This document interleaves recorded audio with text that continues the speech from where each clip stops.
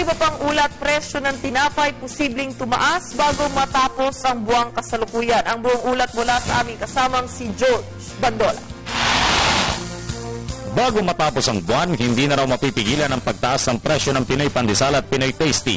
Sabi ng mga Filipino-Chinese bakers, kailangan nilang patungan ng 150 ang per peraso ng Pinoy Pandesal at 3 pesos naman sa isang loaf ng Pinoy Tasty.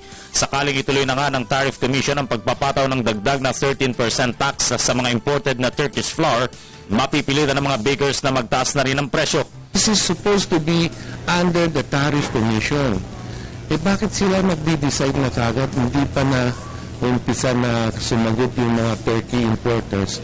Nagpi-preempt na sila. Kaya kami, wala kaming magagawa. Kung hindi, tataas din kami ng mga 3 piso. Kinumpit namin. At the same time, pumayag na rin ang DTI sa amin sa August 20 na 3 piso itataas sa Pinoy Tasty at 150 doon sa Pinoy Pandesal.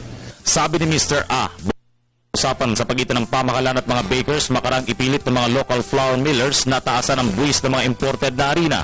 Kung tataasan ang buwis ng mga imported flours, magiging kapantay na nito ang presyo ng lokal na harina o harinang Pinoy. Tapos bigla na lang nila aalisin yung Turkey flour, which we are already enjoying it. Tapos mapipilitan kami tumaas ang presyo. Kaya ang mga tao kumakain ng pandesal, lalo na kumakonti at hindi ipoprotect yung mga malalaking mga giant flour mill na still so-called na safeguard tariff for 20%.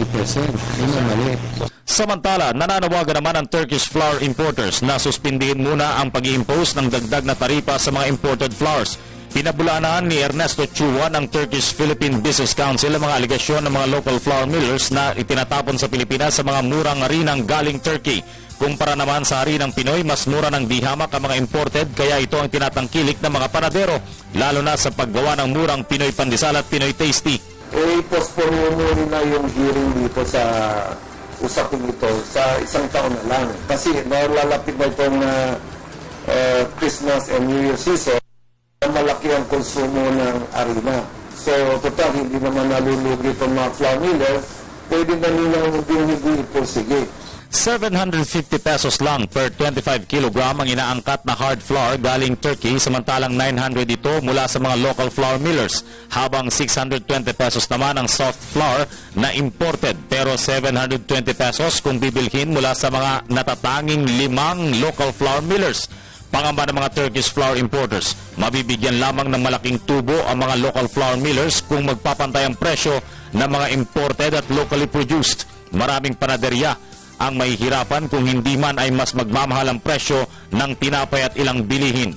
Ang mas maapektuhan yung food industry na gumagamit ng flour. Hundreds of thousands na SME ang magsasara niyan kung walang Turkish flour. Dahil sa Turkish flour, naging competitive ang mga at affordable yung mga produkto nila. Like mga noodles, yung mga biscuits.